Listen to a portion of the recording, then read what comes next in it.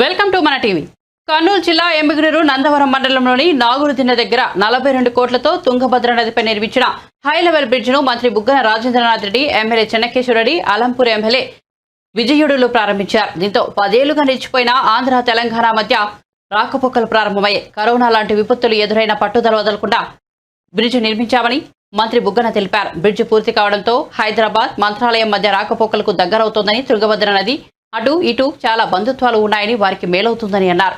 MLA Chennakeswara Reddy నాటి నుండి పట్టుపట్టి bridge నిర్మాణంకు ముఖ్యమంత్రి సహాయ సహకారాలతో ప్రారంభించారన్నారు. ఈ కార్యక్రమంలో జిల్లా కలెక్టర్ డాక్టర్ జి సృజన, జెడ్పీ చైర్పర్సన్ పాపిరెడ్డి, నాయకులు, కార్యకర్తలు పాల్గొన్నారు.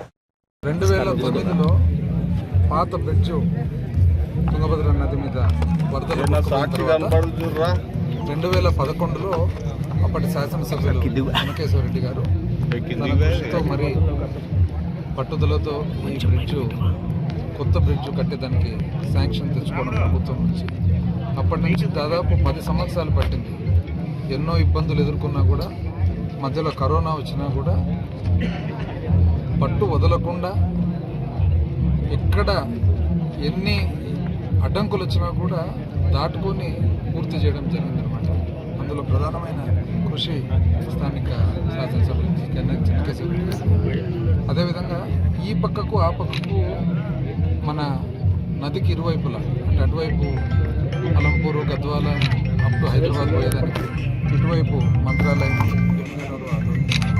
చాలా ముఖ్యమైన కనెక్షన్ ఇదొకటి. అక్కడ మంత్రాలయం దగ్గర ఒకటి. ఎందుకంటే పూర్వం నుంచి కూడా బంధుత్వాలు కానీ, అటుపక్క నదికి అటుపక్క ఉన్న ప్రజలకు, ఇటుపక్క ఉన్న ప్రజలకు ఎన్నో సంబంధాలు ఉన్నాయి. వాళ్ళందరికీ కూడా ఇప్పుడు చాలా అనుకూలంగా ఉండబోతూ ఉంది.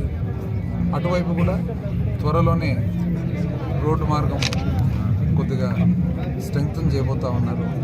దానివల్ల ఎంతో ఉపయోగం కూడా రాబోతూ ఉంది. కాబట్టి ప్రజలందరికీ కూడా ప్రభుత్వం తరఫున, ప్రభుత్వంలో ఉన్న వివిధ పరిపాలన డిపార్ట్మెంట్ అందరూ కూడా ఎంతో కృషి చేయడం జరిగింది దీని పట్ల.